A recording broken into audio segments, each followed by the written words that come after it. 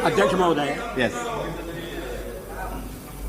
लोकतंत्र चर्चा से चलता है। चर्चा हो ये जरूरी है, मगर चर्चा किस तरह से हो ये भी जरूरी है। आखिर ये नियमों में चर्चा के लिए अलग अलग व्यवस्थाएं क्यों की गई है?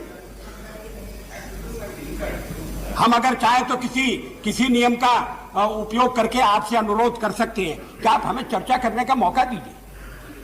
अब उस चर्चा में अगर निंदा का तत्व है, उस निंदा के तत्व के कारण सत्ता पक्ष मुसीबत में पड़ने वाला है, ये देखना हमारा काम नहीं है। हम यहाँ उसको मुसीबत में डालने के लिए आए।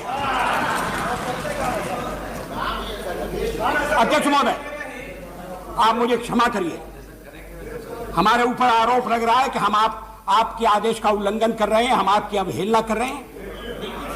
अध्यक्ष महोदय, अब मैं ऐसी बात कहना चाहता हूं जिसकी आवश्यकता नहीं पड़नी चाहिए। मुझे यह आश्वासन दिया गया था कि काम रोको प्रस्ताव लिया जाएगा। हम उसके बल पर चल रहे थे। और कल भी मैंने ये कहा था, जब कांग्रेस के सदस्यों ने आपत्ति खड़ी की, मैंने कहा हमारा काम रोको प्रस्ताव आने वाला है, आप उसमें समर्थन दीजिए। कल अचानक आपने काम रोको प्रस्ताव वो रद्द कर दिया, हमें सुना भी नहीं। और हमने फिर से अब हम पुनर्विचार की अपील कर रहे हैं, तो हम पर आरोप लगाया जा रहा है हम आपके अधिकार को चुनौती दे रहे हैं। हम आपके अधिकार को चुनौती देना नहीं चाहते, लेकिन हम अपने अधिकारों का भी समर्पण नहीं करेंगे। आप अभी भी मेरी समझ में नहीं आ रहा है। चंद्रशेखर जी ने एक बात कही, अभी भी मेरी समझ में नहीं आ रहा है कि चर्चा का रूप इस तरह का करने में सत्ता पक्ष को और उसके समर्थक दलों को क्या आपत्ति है कि जिसके अंत में वोट हो जाए। क्या आपत्ति है? स्पीकर साहब को आप अलग रखिए, आपको आपत्ति क्या है?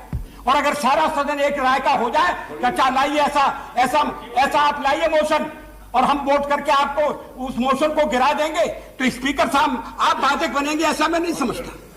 अगर सारा सदन इस तरह का मोशन लाने के पक्ष में है कि ठीक है उसमें निंदा का होगा, आखिर सरकार कब तक निंदा से बचेगी?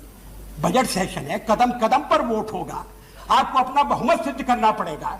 फिर इस मामले में आप वोट से क्यों कतरा रहे? छोड़ दीजिए, बाद में कर लीजिए।